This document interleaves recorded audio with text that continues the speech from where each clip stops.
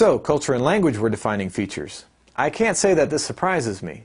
What kinds of issues did English-speaking confessional Lutherans face that distinguished them from the Missouri Synod? Thanks for the question, Paul. Speaking English in 19th century Lutheranism meant that these groups lacked many of the theological resources that were available to Lutherans that worked in other languages, such as German. And by theological resources, I mean dogmatic texts, sermon books, devotional materials, hymnals, liturgies, and so forth. English-speaking Lutherans were faced with the task of either translating works from German or Norwegian or Swedish, or producing their own, or in many cases borrowing and adapting from other English-speaking churches. So English liturgies in the Lutheran Church were largely borrowed and adapted from Anglican liturgies. And that was more common than producing new ones or from scratch, or from and also more common than translating text from German. So English-speaking Lutherans did lack some of the theological resources that were available to German-speaking or other European Lutherans. For example, the Book of Concord had been available, of course, in German and Latin since the 16th century, but this was published in English only in 1851, and that's an interesting story in itself. This is the middle of the 19th century. The publication of the Book of Concord in English in America was a tremendously significant event. Now Lutherans really had their central doctrinal documents available in English for the first time. The translation wasn't perfect, but it was at least available. This wasn't done by the Missouri Synod, of course. The Missouri Synod functioned in German. This was published by the Henkel Press. The Henkels were an old Lutheran family from colonial times that had been instrumental in starting the North Carolina Synod and then later the Tennessee Synod. They'd been in America for a long time. They'd been assimilated and were by now, although they were German in ancestry, they were by now English-speaking Lutherans.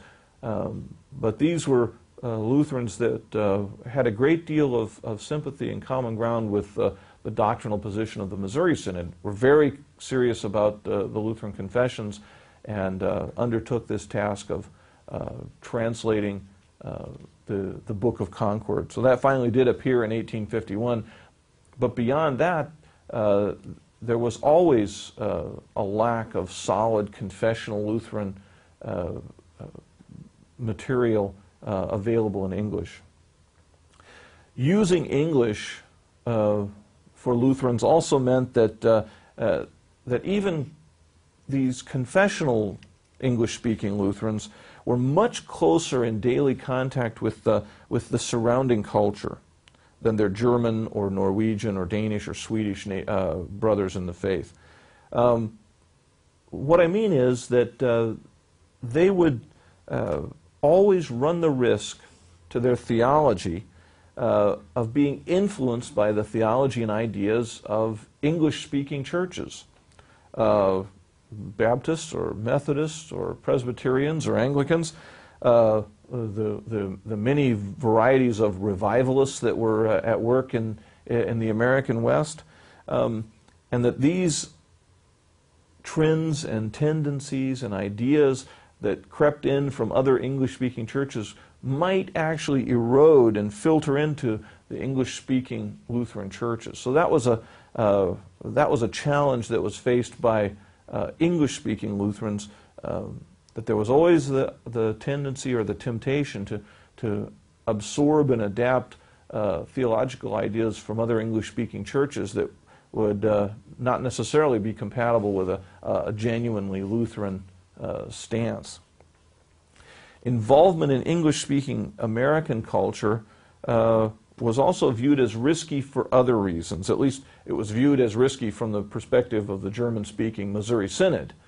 There were moral or cultural issues on which the Missouri Synod and some others made a clear distinction between themselves and the prevailing American culture, and these were and that distinction was always easier to maintain when the Missouri Synod spoke German and the surrounding culture spoke English.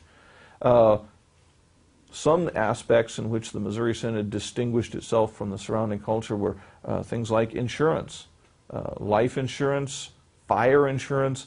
These were opposed by the early Missouri Synod, and that was easier to maintain when the Synod lived as a German-speaking ethnic enclave.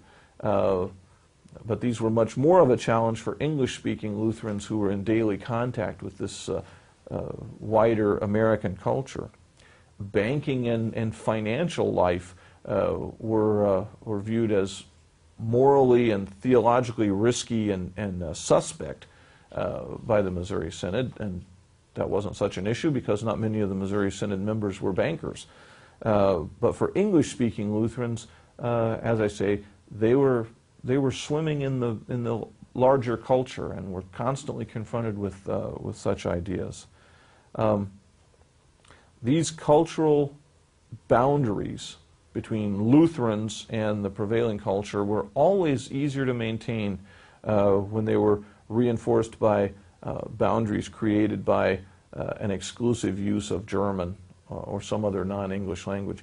English-speaking Lutherans had to confront these issues in slightly different ways and always ran the risk of being influenced by the culture as much as they were influencing the culture.